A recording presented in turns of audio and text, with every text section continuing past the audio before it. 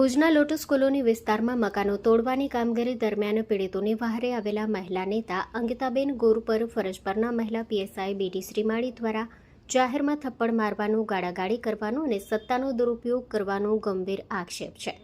Bhim army, Kutch જિલ્લા Bahujan army અને સામાજિક આગેવાનો ઇકબાલ જત, હરિભાઈ પરમાર, અનીશભાઈ જુણેજા, લખનભાઈ દુવા, હંસાબેન ચાવડા દ્વારા ભુજ એસપીને આવેદનપત્ર પાઠવવામાં આવ્યું હતું, જેમાં જવાબદાર મહિલા પોલીસ અધિકારી સામે કડક કાયદેસરની અને વિભાગીય કાર્યવાહી થાય અને ઘટનાના પુરાવા રૂપી વિડીયોને તપાસમાં સામેલ કરી નિષ્પક્ષ તપાસ થાય.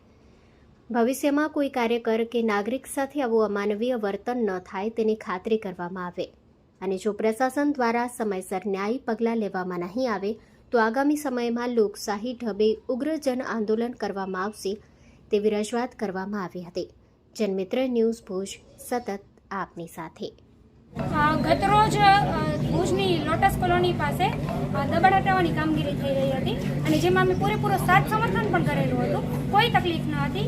અમે એક માંગણી કરી હતી કે જ્યાંથી આ રોડ ચાલુ થાય છે ત્યાંથી જ આ દબાણ હટાવવાની પ્રક્રિયા ચાલુ રહે. અમે માંગણી કરવા માટે 4 કલાક માટે ઊભા હતા. મને કોલ આવ્યો ત્યાં સ્થાનિકેથી અને હું ત્યાં ગઈ અને સામાજિક અગ્રણી છું, રાજકીય વ્યક્તિ છું, તો મારી પહેલી ફરજ બને છે પ્રતિનિધિત્વ કરવાની અને હું પ્રતિનિધિત્વ કરવા ગઈ હતી.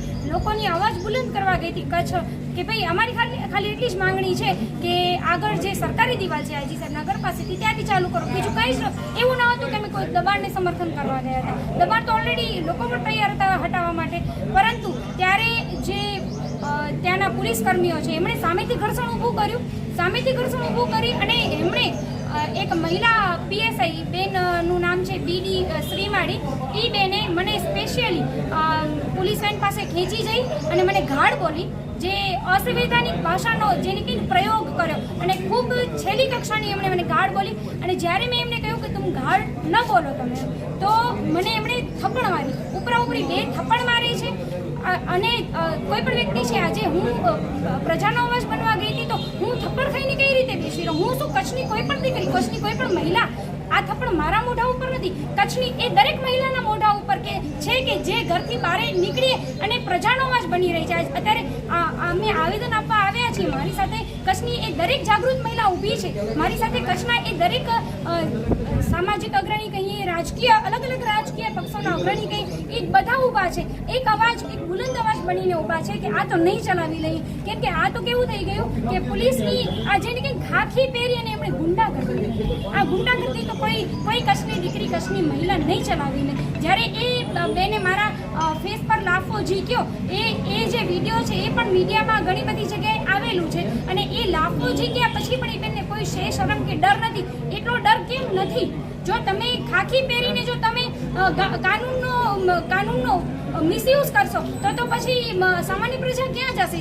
તો આ બુટલેગરો છે, આ જે માફિયાઓ છે, જે ગુંડા તત્વો છે, એ બધાને તો ઓર વધારે શ્રેય મળી જશે. એ તો એમ વિચારશે કે ભાઈ પોલીસ તો આ જે આંદોલનકારી લોકો છે, જે સામાજિક કે રાજકીય લોકો છે, એ બધા સાથે આવું વર્તન કરે છે. એનું મતલબ એમ છે કે એમને બધાને છૂટો મેદાન મળી ગયો છે અને અમારા જેવા અવાજ બુલંદ કરનારા લોકો સાથે પોલીસ અમાનવીય વર્તન કરી રહી છે, જે મને ખૂબ આઘાતજનક લાગ્યું છે. મારી માનહાનિ થઈ છે. આજે મહિલા તરીકે મારી માનહાનિ થઈ છે કે જો કોઈના ફેસ ઉપર લાફો ઝીકવામાં આવે, કોઈ વ્યક્તિના પણ ફેસ ઉપર લાફો ઝીકવામાં આવે તો માનવીય દ્રષ્ટિકોણથી એ યોગ્ય નથી. જ્યારે કે હું એ વિસ્તારની રહેવાસી પણ ન હતી. હું તો અન્ય વિસ્તારથી આવતી હતી. મારું કામ છે એટલું જ કે કચ્છની કોઈ પણ સમસ્યા હોય તો મને લોકો કોલ કરે તો હું એમની મદદે જતી હોઉં છું. તો મારો શું મદદ કરવાનો માર્ગ છે? હું લોકોનો અવાજ બુલંદ કરવા ગઈ તો શા માટે ખાખી વર્દીની અંદર રહેલા ગુંડાઓના પેટમાં તેલ રેડાયું? મને આ સવાલ છે. અને એ સાથે સાથે આજે મારી સાથે બધા બહેનો, અલગ અલગ રાજકીય પક્ષ, અલગ અલગ સમાજ, ધર્મના લોકો બધા અહીંયા આવેલા છે. અલગ અલગ લોકોએ મને સમર્થન આપેલું છે. એ બધાની એક જ માંગણી છે કે બીડી શ્રીમાળી બેનને અહીંયાથી સસ્પેન્ડ કરવામાં આવે. કેમ કે જો સસ્પેન્ડ નહીં કરવામાં આવે તો અમે ગાંધી ચિંધ્યા માર્ગે આગળ વધીશું. કેમ કે આ થપ્પડ, આ જે લાફો છે એ મારા ઉપર નથી.